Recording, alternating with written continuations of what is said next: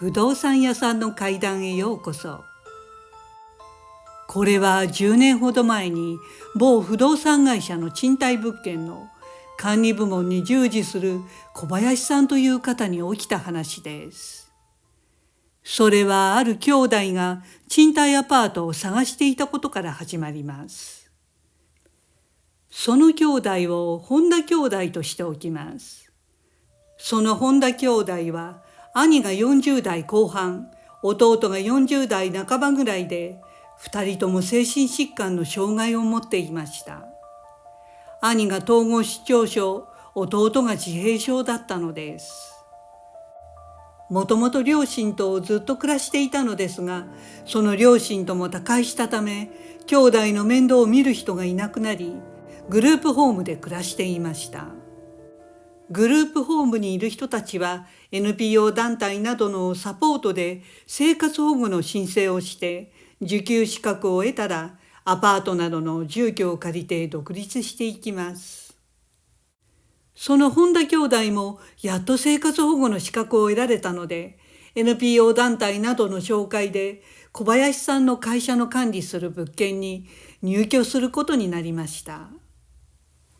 その物件は東京23区にある築30年ぐらいの古いアパートで、中は6畳一間の 1K でした。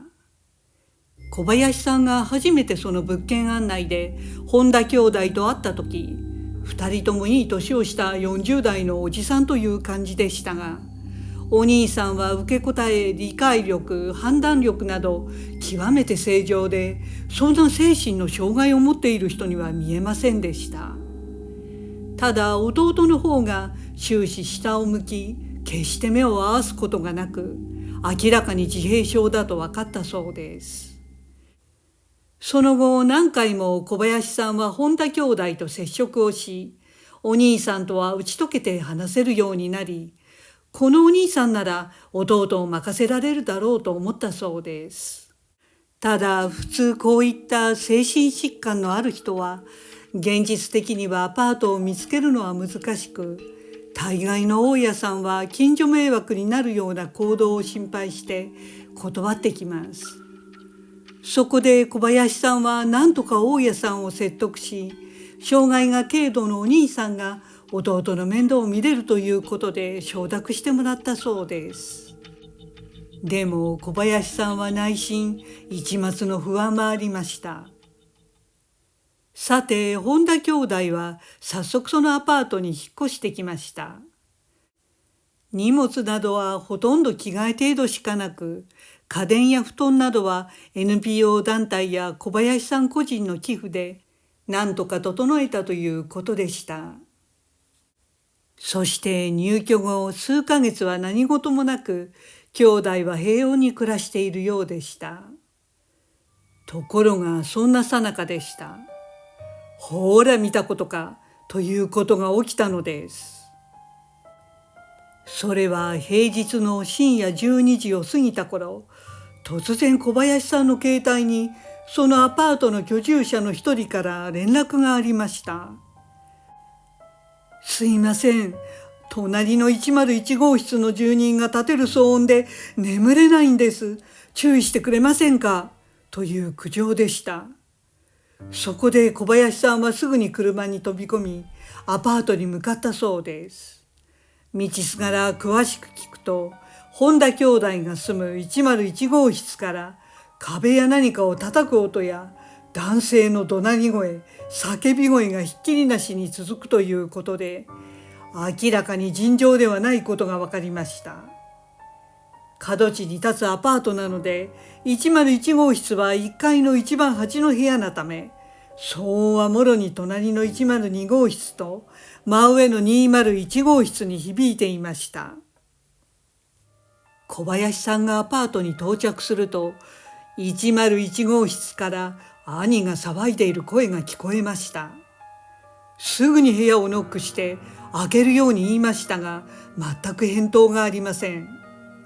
これを放置はできないので、そこで小林さんは近くの交番に行き、警察官と一緒にまたアパートに戻ってきたそうです。たとえ管理会社の担当者でも勝手に部屋を合鍵で開けることはできないので、特別な事情の場合は警察と一緒に開けるということでした。警察官もすぐ事の重大さを察し、中を開けて騒いで暴れている兄の方を部屋から警察署に連行していきました。その連行されていくときに小林さんは兄の目を見たのですが、全身爽気だったそうです。今までのあの温厚な兄とは全く別人で、地獄の悪魔でもこんな目つきはしていないと思うほど恐ろしい形相をしていました。弟は兄のそういった気候には慣れているのか、おとなしく兄が連行されていく様子を見ていたそうです。すぐに福祉課に連絡し、後日小林さんも付き添い、兄だけ精神科の診療を受けさせることになりました。病院で医師の診察中にも何かに兄は突然反応し激高したそうで、即入院ということになりました。さて結局兄が入院してしまいましたから、自閉症の弟だけが一人でアパートに住み続けることになりました。弟は一応買い物などは一人でもできるようでした。兄と違っておとなしく他人に迷惑をかけることはしないので、小林さんはひとまず安心しました。でも心配なので、小林さんは近くを通りかかるときは様子を見に行っていたそうです。自閉症ですから自分の気持ちを表現できませんが、でも弟の方は兄がいなくなってとても心細かったのかもしれません。ある日小林さんが様子を見に行くと、弟は小林さんと初めて小林さんの名前を呼んだそうです。それはほんの一瞬でしたが、弟の心が見えたように感じた瞬間でした。そんなある日、小林さんが弟の住むアパートの地域を車で走っていると、通りのコンビニからお弁当を買って出てくる弟を見たそうです。うつむき加減で独特な歩き方ですぐ弟だと分かりました。ちゃんと元気にしてるんだなと小林さんはほっとしました。それからというもの、小林さんは時々弟をアパートの近所で見かけることがありました。そして月日は流れ、本田の兄の方が入院してから2年が経過した頃でした。小林さんは福祉課から兄の方が病院で亡くなったという知らせを受けました。詳しい死因は分かりませんでしたが、弟は兄が退院してくるのを待っていたと思うので、弟が気になりました。でも弟の様子を見に行くと、兄の死を悲しんでいるかは分かりませんでした。その後も小林さんがアパートの近くを車で走っていると、相変わらず独特の歩き方で商店街を歩いている弟を見かけたそうです。それから間もなくでした。福祉課から本田の弟が車を避けた時に転んだか何かで足首を骨折したと聞きました。詳しい経緯は分からなかったのですが、足を骨折しているにもかかわらず、病院にも行かずにアパートの部屋で数日間じっと痛みに耐えていたようでした。小林さんが様子を見に行き、病院に連れて行こうとすると頑くなに拒んだそうです。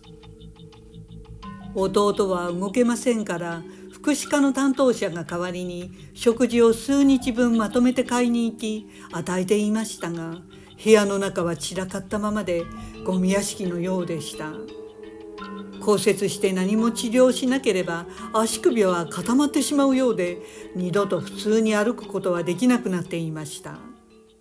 それでも福祉課の担当者や小林さんのような人のサポートで弟は何とか生活していたそうです。さて、そんなことがあってまたしばらくしてからでした。ある日、小林さんがお昼近くにまたアパートのそばの商店街の中を車でゆっくり通過していると、途中信号が赤になり車を止めました。すると本田の弟がすぐ横のコンビニの前にいるのが見えました。どうやら足の痛みもなくなってやっと片足を引きずりながらも外に出れるようになったんだなと小林さんは思いました。相変わらず同じ服を着てお店の前にうつむき加減でただぼーっと立っていました。またお昼の弁当でも買ってたんだろう。そんなことを考えながら小林さんは通り過ぎたそうです。そしてその日の午後でした。福祉課の担当者から連絡があり、本田の弟の方が今朝アパートの部屋で亡くなっているのを発見したという報告を受けました。小林さんは今朝亡くなっていたという意味が理解できませんでした。たったさっきお昼に小林さんはコンビニの前で本田の弟を見かけたばかりです。本当に今朝ですか？午後ではなくて、とすぐ確認したそうです。担当者の話によると、ふと胸騒ぎがしたので、本田の弟の様子を見に朝一番に部屋を訪ねたそうです。すると部屋の隅の壁に寄りかかって座ったまま冷たくなっている弟を見つけたということでした。遺体はすでに死後1日は経っていたそうです。そこまで聞いても小林さんは訳が分かりませんでした。今日のお昼に間違いなく弟を見ていると頭の中は混乱していました。もし今朝亡くなっていたことが確認され、すでに死後1日以上経っていたのなら、今日の昼間に小林さんが彼を見かけるわけがないのです。小林さんの全身にさーっと鳥肌が立っていきました。小林さんは何度も福祉課の担当者に発見した日は本当に今朝だったのかを確認したそうです。でも今日の朝の発見日を間違えるわけもなく、小林さんが見たと思った弟は人違いだったのではという話になりました。でも小林さんは本田の弟の服装や片方にうつむいて立っている様子などなどで人違いでは絶対ないと確信していました。ただ確かに弟があの足で一人で外出することはほぼ無理でもあったのです。では自分が見た弟は一体何だったのか。小林さんは日頃心霊現象とは無縁で考えることもなかったのですが、この体験からこの世には説明できないことがあると思うようになったそうです。いつも気にかけてくれていた小林さんに本田の弟は自分が亡くなっていることを伝えようとしていたのかもしれません。ご視聴ありがとうございました。よろしければチャンネル登録といいねボタンをお願いします。